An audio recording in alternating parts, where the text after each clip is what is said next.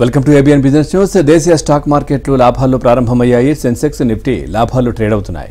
TCS, Tata steel, ICICI bank, Titan company షేర్లు లాభాల్లో ప్రారంభం కాగా UltraTech cement, HDFC bank, Divi's labs, ONGC షేర్లు నష్టాల్లో ట్రేడ్ అవుతున్నాయి.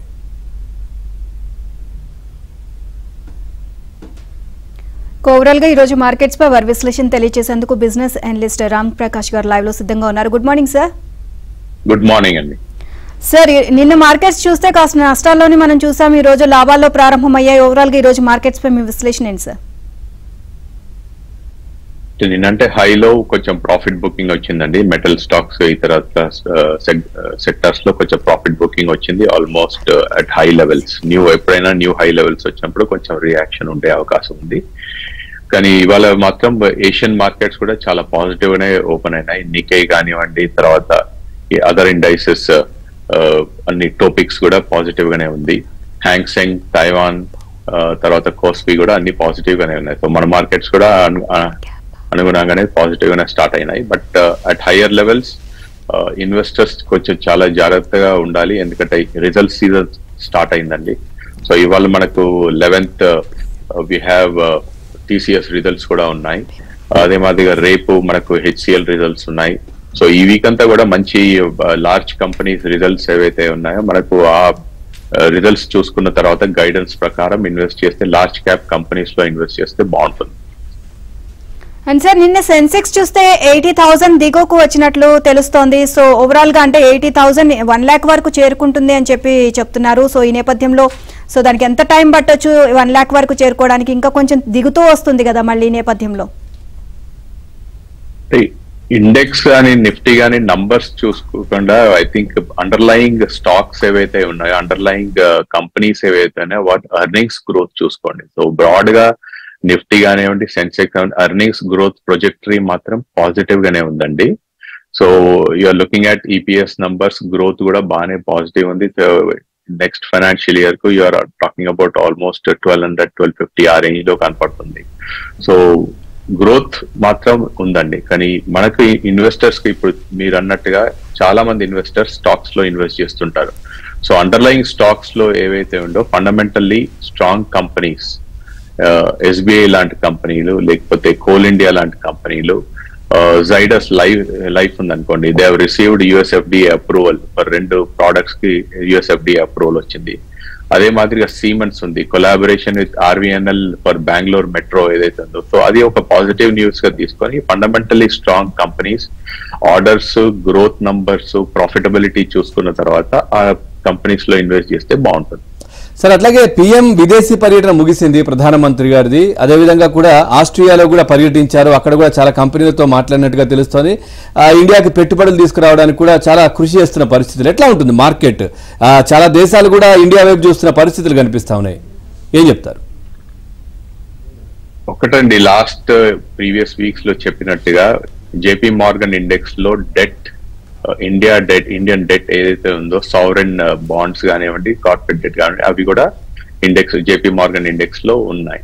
సో దాని పరంగా కూడా మీకు lot of inflows, almost expected inflows $30 billion అండి. సో ఆ రూట్ ద్వారా వచ్చే అవకాశం చాలా ఉంది. సో మిగతా వేరే కంపెనీస్ కూడా, వేరే కంట్రీస్ నుండి కూడా టైఅప్స్ కానివ్వండి, జాయింట్ వెంచర్స్ కానివ్వండి, టెక్నాలజీ పరంగా కానివ్వండి, ఇన్ఫ్రాస్ట్రక్చర్ పరంగా కానివ్వండి, వేరే అదర్ సెక్టార్స్ లో కూడా వచ్చే అవకాశం ఉంది. ఎందుకంటే ఇండియన్ ఎకానమీ గ్రోత్ నంబర్స్ చాలా పాజిటివ్ గా కనపడుతున్నాయి. ఒకవేళ దాన్ని గ్రోత్ నంబర్స్ కానివ్వండి పాజిటివ్ ఉంటే ఇంట్రెస్ట్ రేట్స్ కూడా తగ్గే అవకాశం ఉంది. నిన్న యుఎస్ లో కొంచెం ఇండికేషన్స్ కూడా వచ్చాయి. సో దాని పరంగా కూడా యుఎస్ మార్కెట్స్ కొంచెం పాజిటివ్ గానే ఎండ్ అయినాయి నిన్న. సో ఒకవేళ ఇంట్రెస్ట్ రేట్స్ తగ్గి గ్రోత్ నంబర్స్ కంటిన్యూస్ గా ఉంటే ఈ నంబర్స్ 80,000 కానివ్వండి, 1 lakh కానివ్వండి, ఇట్స్ ఓన్లీ నంబర్ గేమ్.